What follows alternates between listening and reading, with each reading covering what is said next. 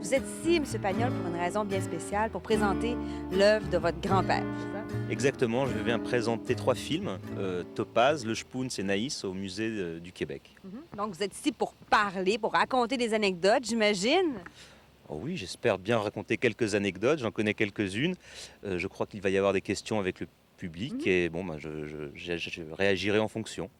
Comment vous réagissez de voir autant d'intérêt de la part des Québécois pour votre grand-père? Mais je suis très étonné, ça me fait très plaisir. Je ne pensais pas qu'il était autant connu et apprécié au Québec. Et beaucoup de gens me citent des phrases de films, des titres d'œuvres de mon grand-père, assez peu connus en fait. Donc je suis très surpris. Voyons, mon enfant, faites un effort. Était Hunt. Qu'est-ce qui attise la curiosité des gens dans une rencontre comme celle que vous allez vivre demain soir au Musée des Beaux-Arts, où il y a des questions, des réponses? Qu'est-ce que les gens vous demandent le plus souvent? Quel homme il était? Il se questionne beaucoup sur quel homme il était parce qu'il a une particularité quand même, c'est qu'il a écrit très jeune des œuvres qui sont d'une grande maturité au niveau de la connaissance de l'être humain et du corps social. Donc il s'interroge et puis aussi je crois qu'ils veulent savoir quelle a été sa vie parce qu'il a été très prolifique. Il a commencé par le théâtre, après le cinéma, après il est devenu écrivain, romancier. Il a touché un petit peu à tout, il a réussi dans tout.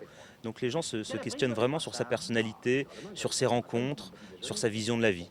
Qu'est-ce que vous leur répondez si je vous le demande, moi, qui il était?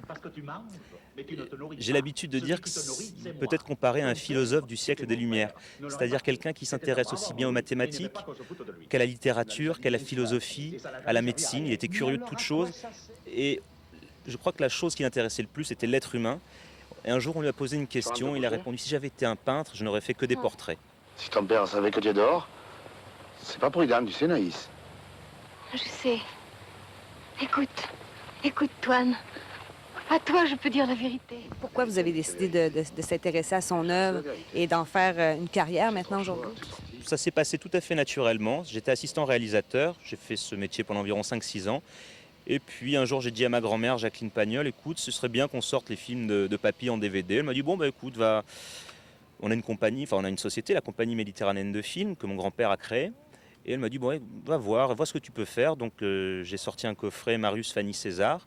Et là, je me suis vraiment aperçu de l'ampleur des archives, de l'ampleur du matériel qu'on avait. Et je me suis dit, il faut absolument faire quelque chose avec tout ça. On ne peut pas laisser dormir tout ça comme ça.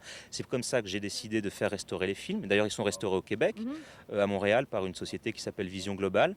Et donc, restauration des films, identification des manuscrits. Nous venons de sortir un livre qui est sorti le 3 juillet au Québec, qui s'appelle Carnet de cinéma.